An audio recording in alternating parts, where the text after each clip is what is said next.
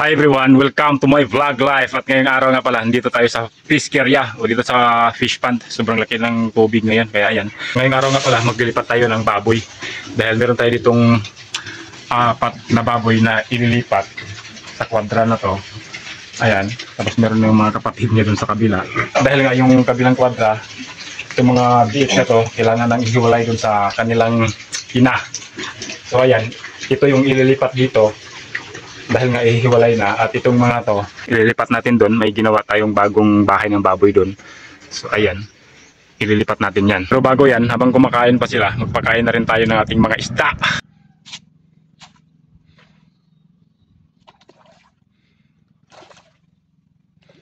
Grabe, atak agad. Lalaki na itong mga to eh. Kaya yan, ito yung mga ililipat natin. Bago natin yan ililipat, nilinis ko na to kanina. At ito na, pinakain ko muna ng konti kasi ang ingay nila. Di ako makapagsalita ng maayos dahil sumasabat, may ingay sa background. Kaya yan, ready na rin itong kanilang lilipatan. Malinis na rin. Hakutin na lang natin isa-isa dito para mailipat na talaga dito. So ayan, tapos na silang kumain. Isa-isahin na natin ito silang hakutin. Ilagay natin sa sako at bubuhatin natin papunta doon. Sinong mauna? Ha? Sinong mauna? Lagay tayo sa sako. Kaya ko ba kayo?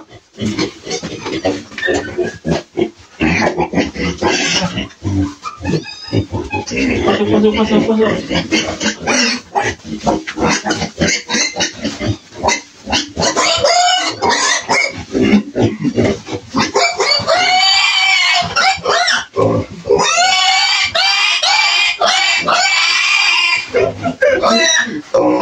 Huwag kang maingay, baby.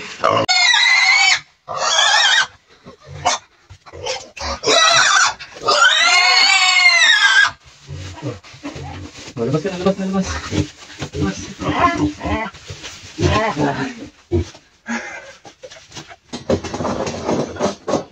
So ayan, nalipat na natin itong isa. Hakutin na pa natin yung tatlo. Let's go!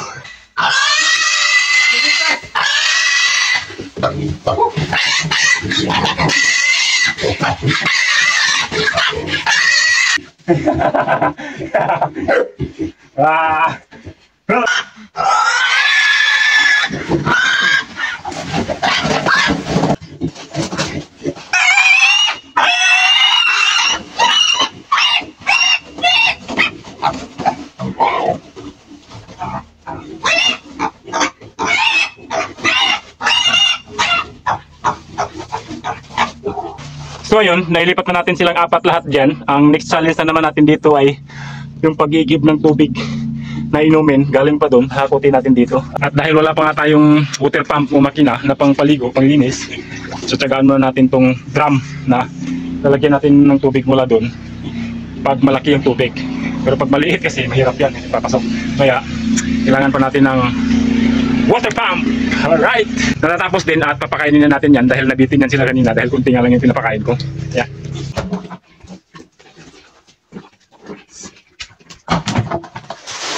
So ayan, ito na nga sila. Hi, kumusta kayo sa inyong bagong bahay? Okay, pakainin na natin, ituloy na natin yung pagkain nila. Lagyan ulit natin ng oy poops. Dito pala. Ayan, yan muna.